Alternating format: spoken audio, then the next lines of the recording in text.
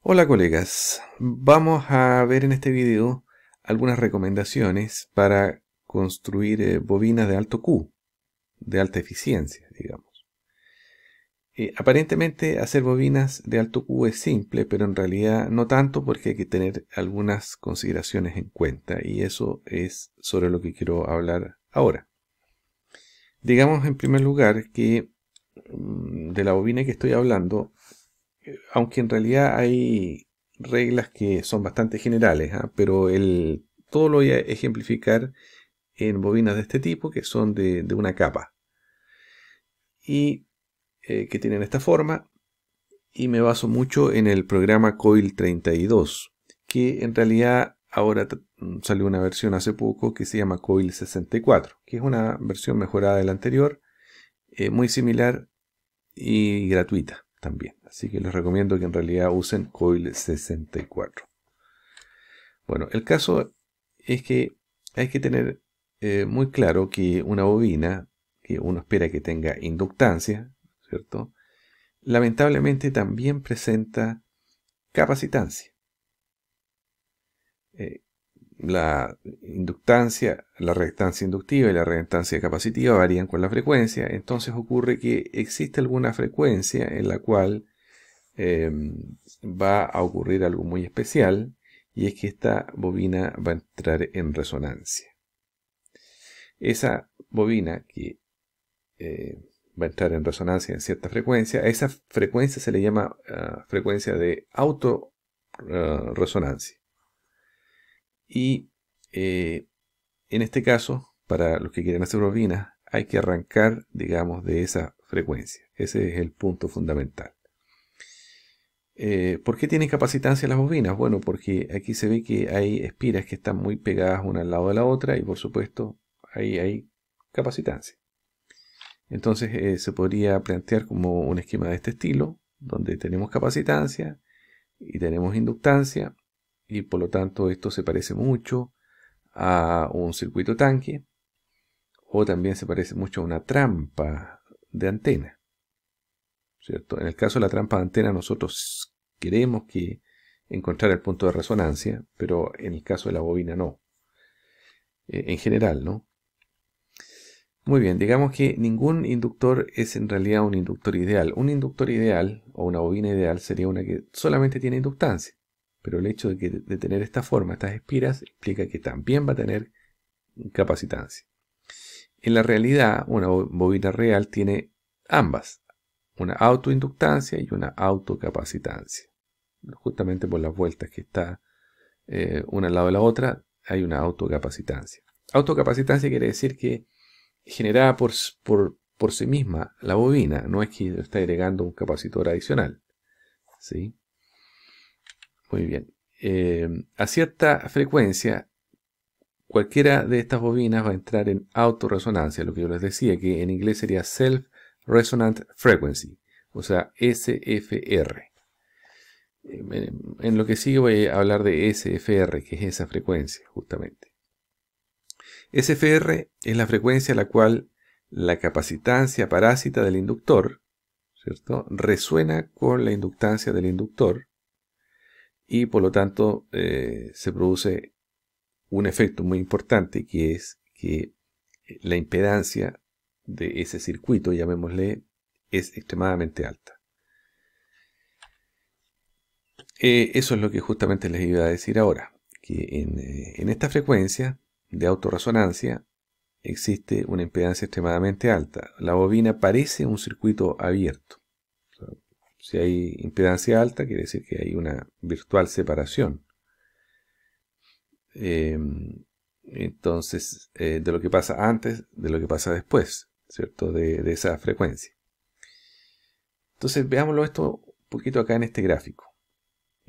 Vamos a ver aquí la frecuencia en horizontal, y aquí vamos a ver la ohms, ¿cierto? Básicamente impedancia. Entonces aquí vamos a ver dos elementos. En rojo está la resistencia parte real, ¿cierto? O la parte activa, también se le llama. Y en este otro color tal vez medio marrón, se encuentra la parte reactiva, es decir, cuando está sobre cero hay inductancia y cuando está debajo de cero hay capacitancia. Entonces ustedes pueden ver aquí que en esta frecuencia es cuando se produce la resonancia, la autorresonancia de esta bobina, y entonces lo que tenemos en este punto, en esta frecuencia, es una alta impedancia, ¿cierto? Impedancia que es lo que estamos midiendo en el eje Y. ¿Y por qué se produce eso? Bueno, porque aumenta la inductancia, ¿cierto? Pero empieza a aparecer la capacitancia en paralelo, y luego eso sube extremadamente a niveles muy altos de impedancia, y luego, ¿cierto?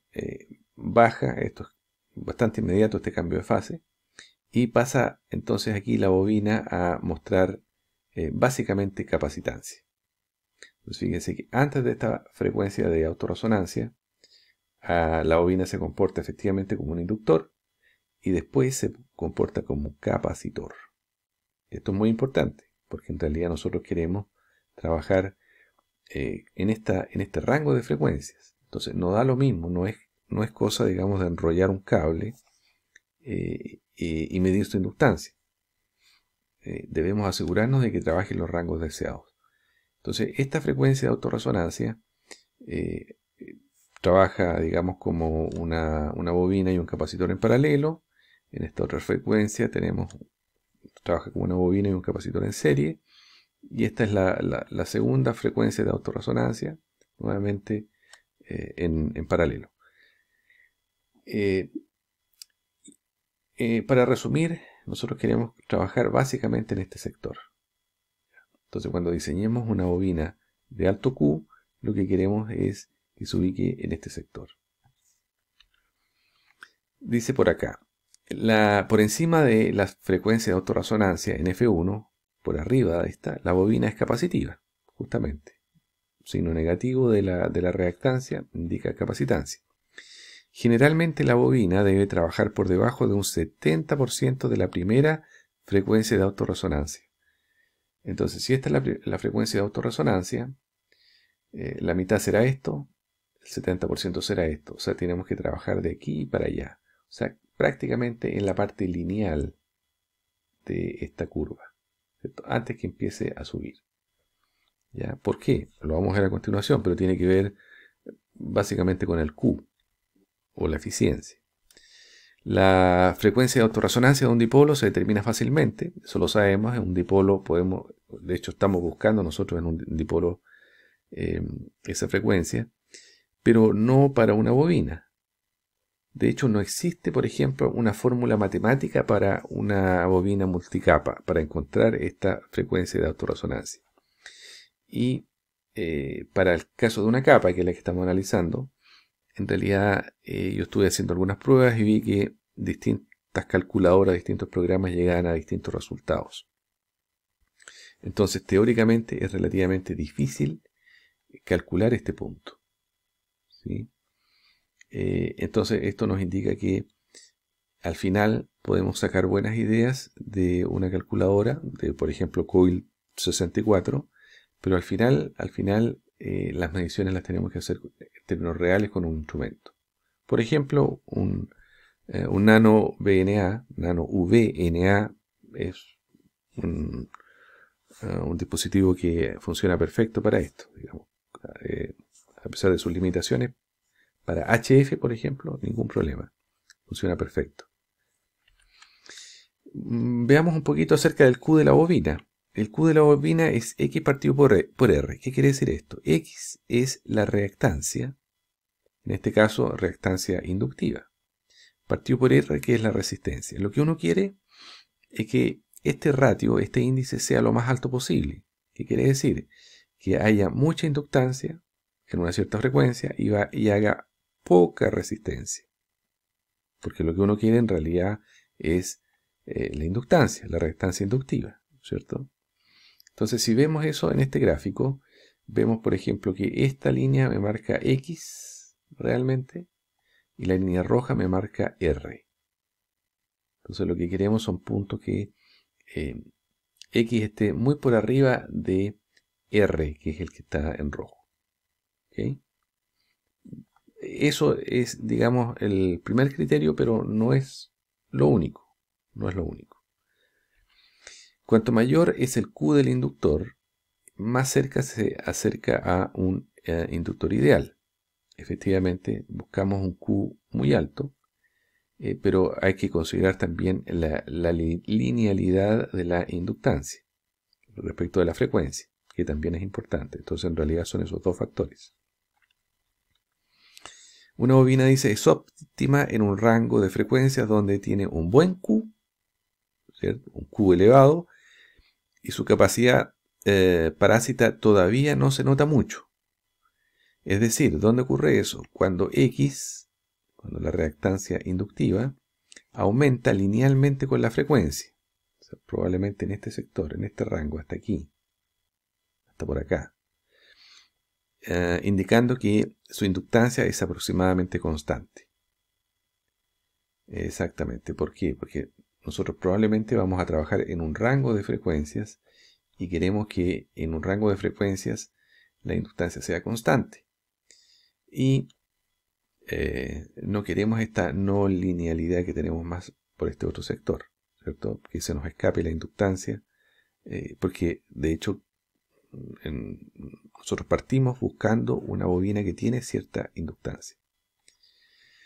Y finalmente es una combinación entonces de ambos, un alto Q y un comportamiento lineal por parte de la inductancia. Ese es el criterio de una bobina ideal para la mayoría de las situaciones prácticas en antenas, ¿no? No estoy hablando de las trampas de antenas, que es otra cosa. En la trampa de antenas estamos buscando esto de acá. En fin. Bueno, vamos a hacer aquí un pequeño ejemplo. Queremos una bobina, por ejemplo, que trabaje en 100 MHz. En 100 MHz. Entonces la vamos a diseñar aquí con ciertas características. Vamos a usar Coil 64. Esta es la versión que yo tengo. 10.5 vueltas. El diámetro de 10. Estos parámetros ustedes los pueden copiar en Coil 32 tal cual, ¿no? Este es el diámetro del alambre. El diámetro del alambre con la aislación, o sea, no hay aislación, y la separación entre el centro de cada cable respecto al otro cable, centro del otro cable, es de 2 milímetros. Bueno, si yo hago los cálculos, Coil 64 me entrega estos resultados en 100 MHz. 100 MHz me dice que la inductancia es 0.506, me dice que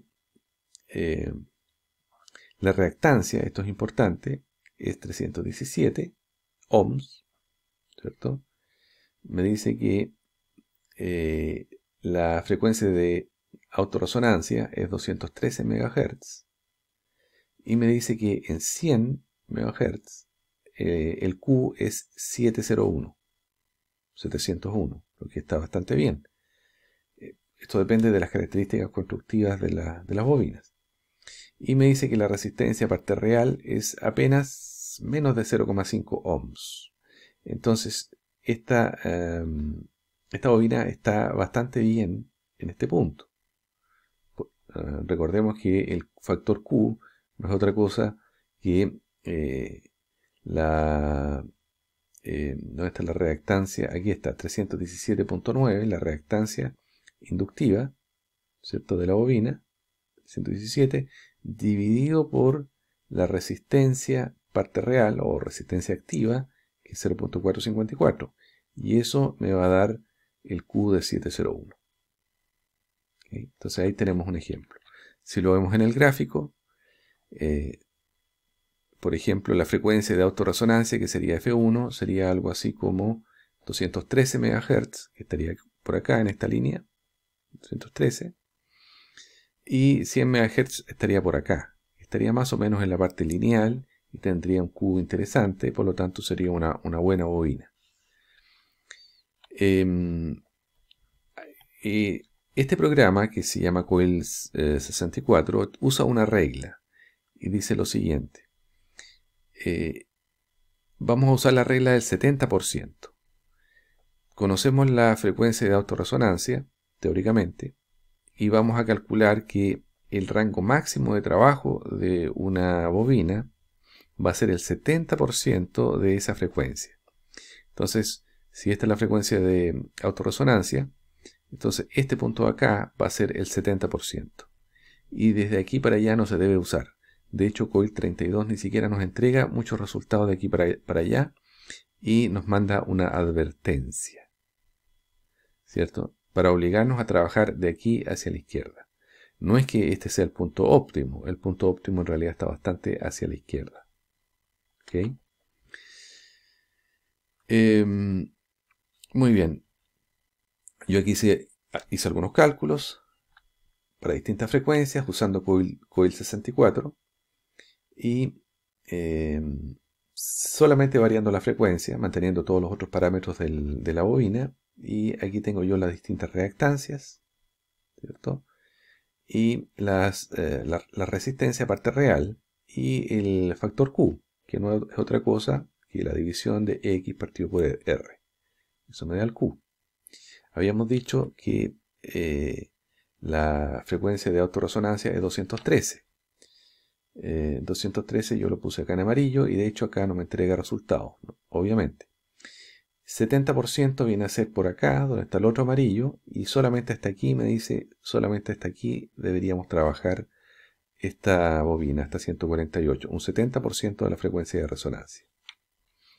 Yo acá hice un gráfico, y ustedes pueden ver acá en azul, ¿cierto? Que está la reactancia, que sería esto que está acá, ¿cierto? La reactancia me la entrega, pero yo creo que bastante regañadientes el programa Coil 64, porque de hecho me entrega una recta, lo que no es nada de realista, porque nosotros sabemos que pasada los 213 MHz, esto sube, es decir, en 213 la reactancia es elevadísima, pero acá me la muestra con una línea recta. ¿Qué quiero decir?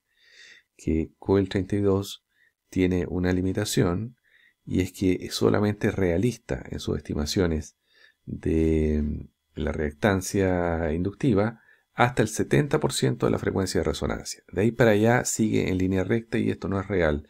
¿Y esto por qué sabemos que no es real? Porque lo vimos acá, que si esta es la frecuencia de autorresonancia, el 70% está acá, y vean ustedes cómo debiera aumentar la reactancia inductiva. Y Coil 64 me está entregando aquí para abajo una recta, que es solamente una aproximación. En términos reales aquí hay una curva. ¿Ok? Entonces, por eso es que solamente me entrega resultados hasta aquí. De hecho, no me entrega el Q por sobre el 70%. Y graficando el Q de la bobina me da estos valores.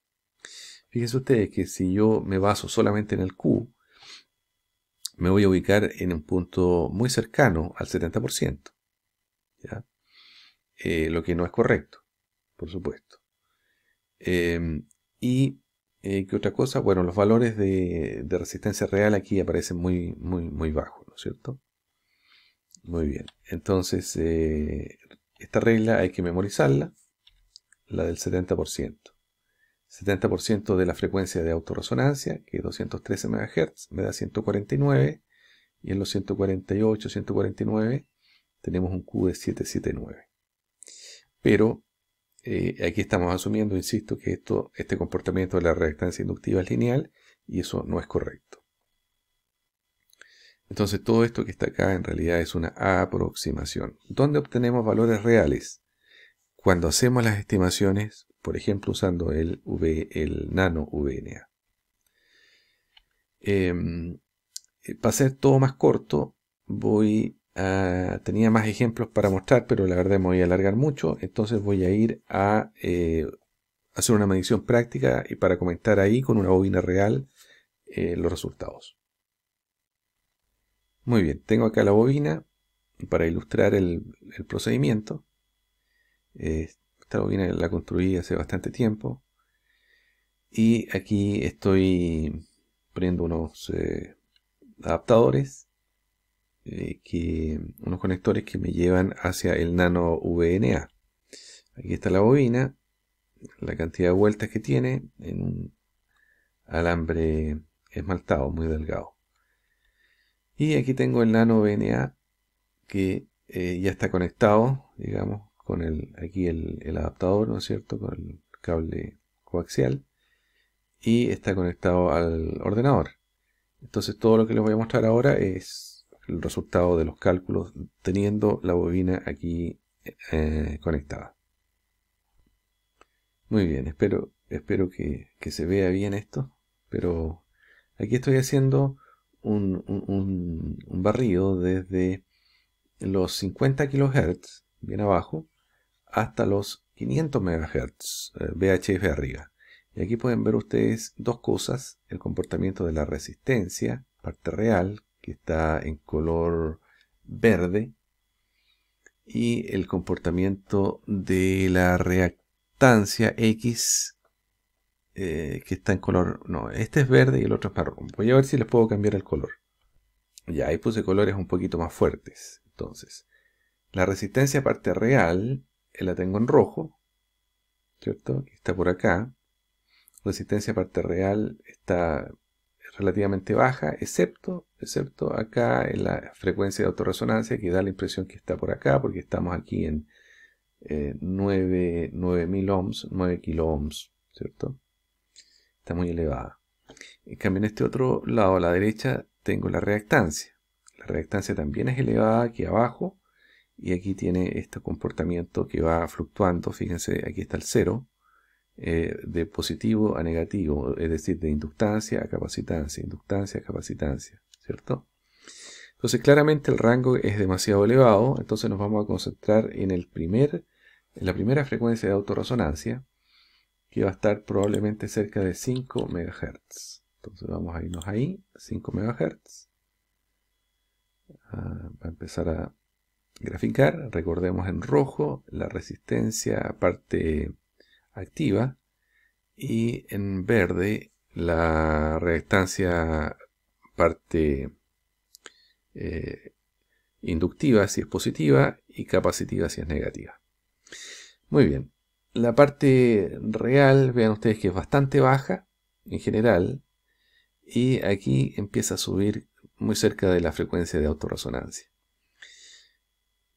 Por otra parte, la reactancia aquí este es el 0, aquí puede verse el 0, es positiva al principio, o sea, hay inductancia aquí, ¿cierto? Y luego cambia de signo y aquí pasa a comportarse como un capacitor. Entonces, esta es la parte que nos interesa, ¿cierto? De hecho, recordemos que de otro video anterior, cómo medir la inductancia. Si yo quiero saber la inductancia de esta bobina, tendríamos que buscar acá los 50 ohms. Y los vamos a buscar acá, los 50 ohms de reactancia. Estoy mirando acá la impedancia, no sé si logran ver acá, aquí, la impedancia. Yo quiero que este valor sea 50 de reactancia. Y idealmente la parte real, que es la de la izquierda, sea 0 o muy baja. Entonces me voy para acá y tengo aquí 50, ahí está. Entonces aquí tengo yo apenas 1.9 ohms de resistencia real y tengo 50 ohms de reactancia inductiva. En este punto exacto,